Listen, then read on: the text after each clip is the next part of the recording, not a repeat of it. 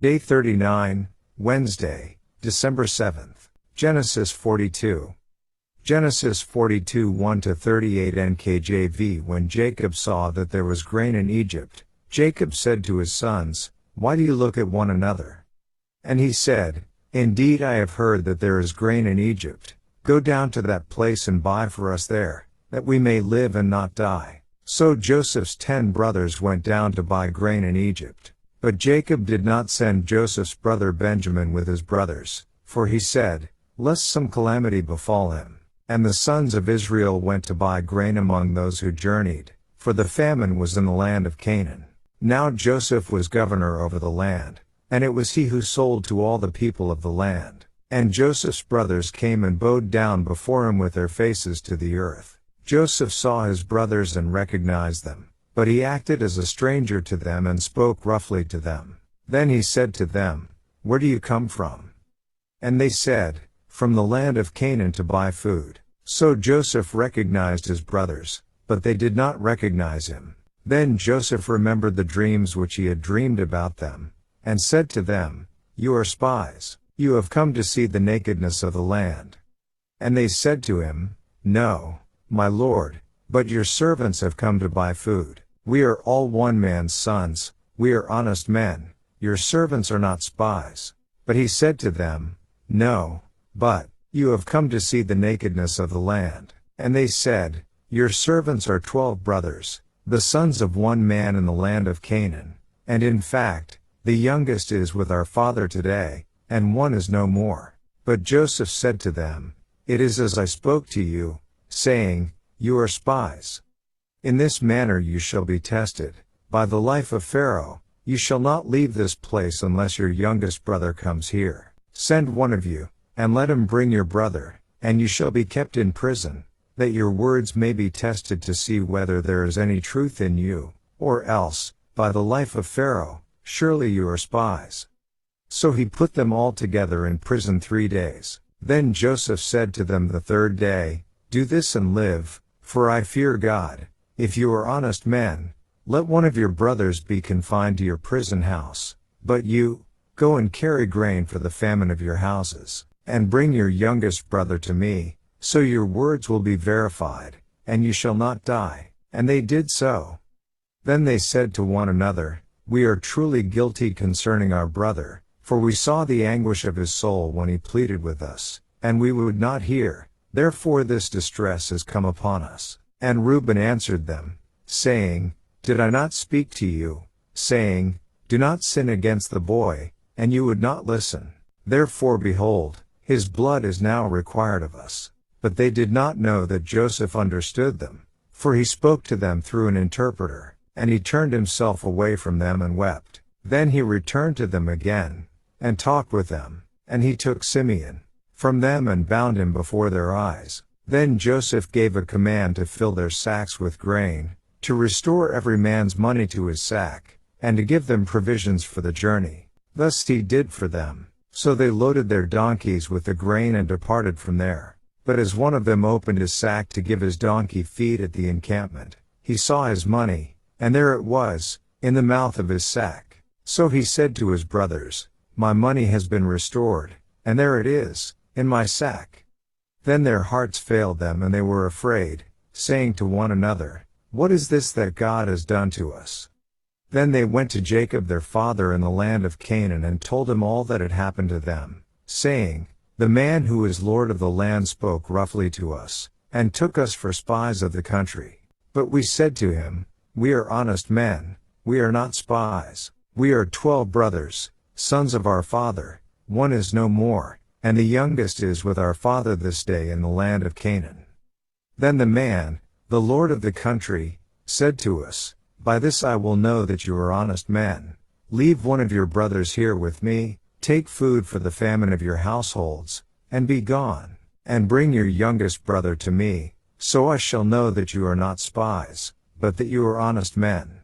I will grant your brother to you, and you may trade in the land."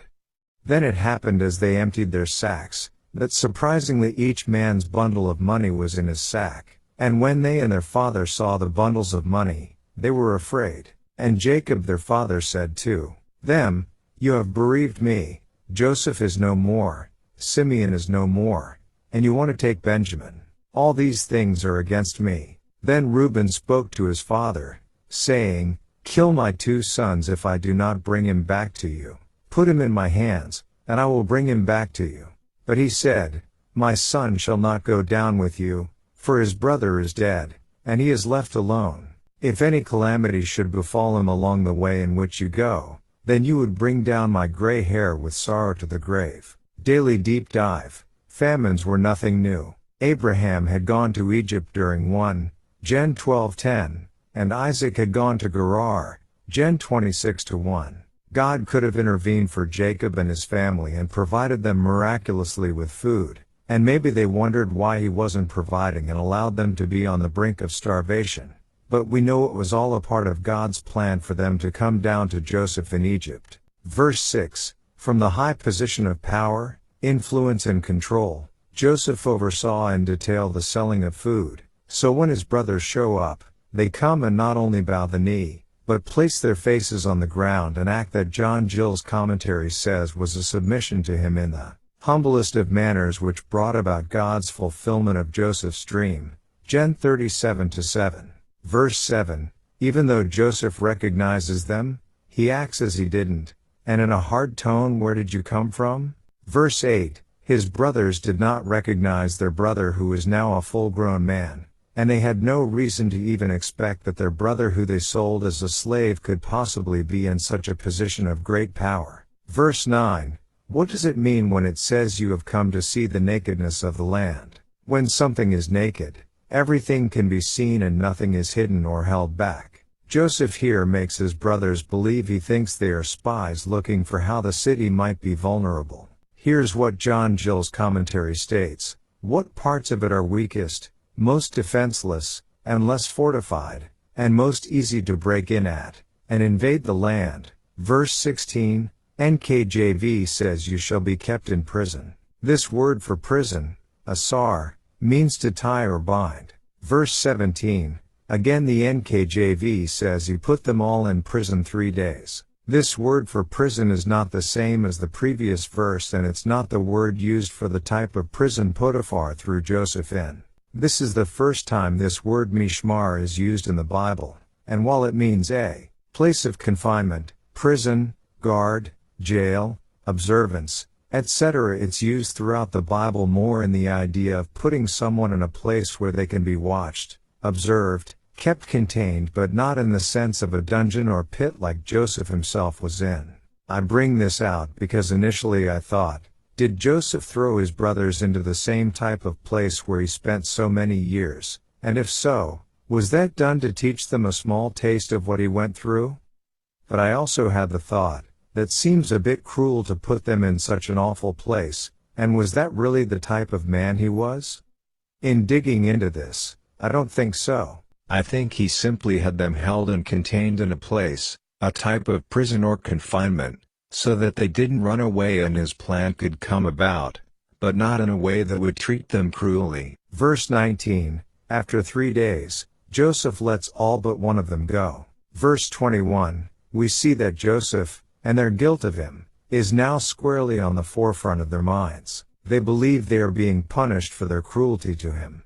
Verse 23, in this verse we find that Joseph is actually in hearing distance of these conversations, but has spoken Egyptian through a translator thus far, so his brothers don't know that he understands what they are saying. Verse 24, take a moment to imagine the heartache of this moment.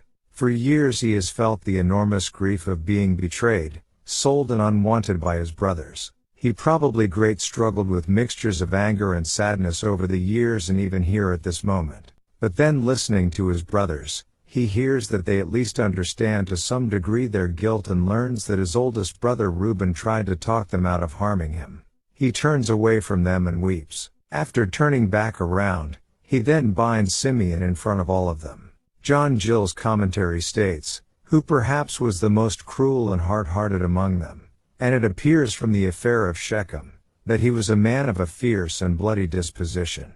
According to Jarchi, it was he that said to Levi, on sight of Joseph, Behold this dreamer cometh, and that it was he that cast him into the pit, and, as the Targum says, advised to kill him.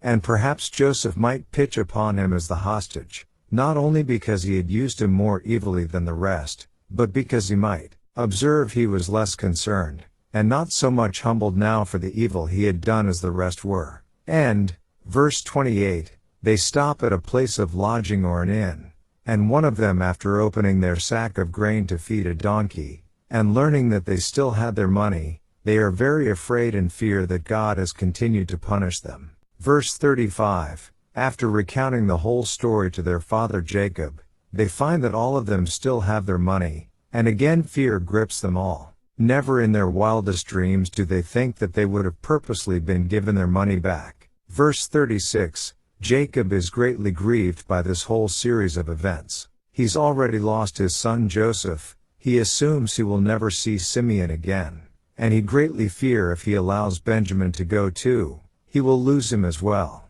He feels everything is going against him.